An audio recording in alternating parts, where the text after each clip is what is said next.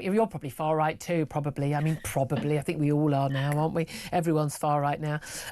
Let's talk about the extraordinary situation we've got after that Supreme Court ruling, which was very, very clear. The definition of a woman is biological sex. So you can't let men who claim to be women, trans women, they call themselves, into women's safe spaces or single-sex spaces, because that would be against the law.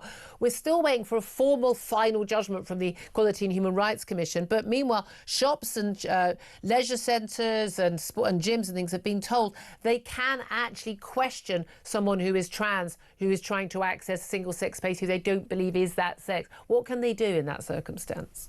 Yeah, I mean, this guidance really reads like common sense, actually, and it's completely in keeping with the Supreme Court ruling. So what they are able to do, if they have a single-sex space, like a woman's only changing room, and somebody is entering that space that people think is probably a man, they are able to challenge that person. They're able to say, look, what is your sex? This is women's only space. Are you a woman? And if they say they are a woman, but everybody sort of thinks, no, this looks like a man, they're even allowed to ask for that person's birth certificate. And for evidence to show that they are the sex that they're saying they are. And even then, because of course, under the Gender Recognition Act... I thought was a bit of a problem here with the birth certificate. Yeah, so under the Gender Recognition Act, people who've obtained a gender recognition certificate can change their birth certificate. So even then you have a problem. This is why the Gender Recognition Act has caused so many problems, because it introduced this idea of legal sex and biological sex, where you could even change what's written on your birth certificate, which to me is like some, Orwellian rewriting of history. But what they have said, what this guidance says, even then, if somebody produces a birth certificate and you are still unsure, you can then still express concern and require further evidence.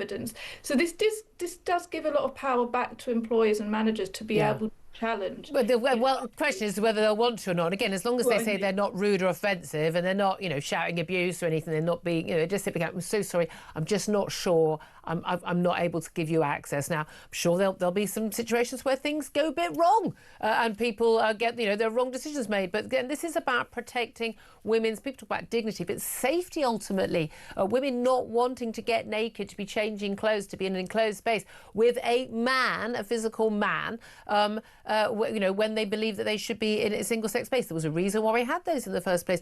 It is fascinating how many organisations, the NHS, hospitals and others, dragging their feet, many other organisations dragging their feet, the Houses of Parliament dragging their feet, whether they're not going to change the rules. And yet, interestingly, we've had the Labour Party, we discussed it on the show yesterday, saying their all-women shortlist will not be open to trans women, i.e. men who want to go on an all-women shortlist. I don't approve of the all-women shortlist thing, but it's interesting, they've cancelled their Labour Women's Conference because they're not quite sure who should be allowed, because they've always allowed men who identify as women to come along. So this has really thrown everything up into the air, but it still hasn't resolved yet.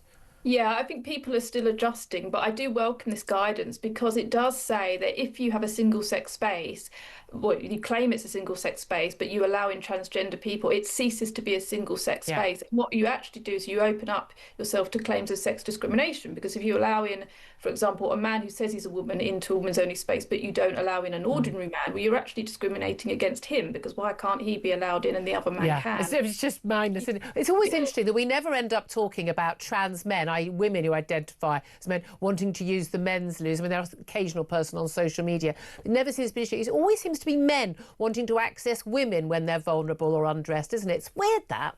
Yeah, I mean, this has been the big problem, and it's been obviously there's a focus on women's rights within all of this because, I mean, all of this guidance, to me, it just reads like common sense. But the point is, over the last 10 or 15 years, people have been terrified of just applying common sense because of gender ideology and fears of being called transphobic or bigoted. When actually most people were just trying to ensure that women were safe from predatory men. And obeying the law. And as we discovered from the Supreme Court, the law didn't change. They just confirmed what it had always been. Amy Gallagher, short but sweet, always great to talk to you, commentator at the New Cultural Forum.